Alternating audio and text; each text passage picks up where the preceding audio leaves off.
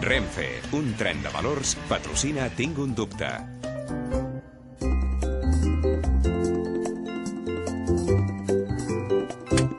Marc, que ets aquí?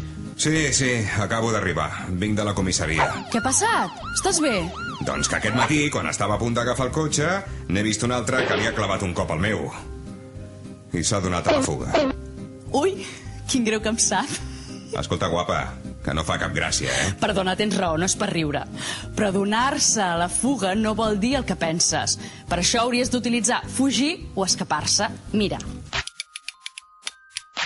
Donar-se a significa dedicar-se en cos i ànima a alguna cosa, pràcticament sense fer res més. Per exemple, si no paressis de llegir, podries dir que t'has donat a la lectura. I si no pares de treballar, pots dir que t'has donat a la feina. Sí, esclar. Però llavors, els que s'escapen de la presó bé es donen a la fuga, no?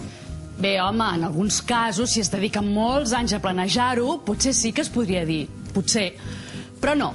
Hem de dir que s'escapen de la presó. Doncs espero que trobin els que han fugit aquest matí. No m'ha fet gens de gràcia. M'han deixat un bombony a la porta. No n'hi deu haver per tant, home.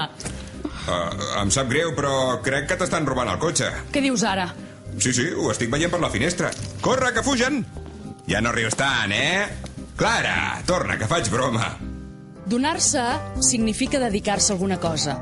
Donar-se a la fuga és incorrecte per dir escapar-se o fugir.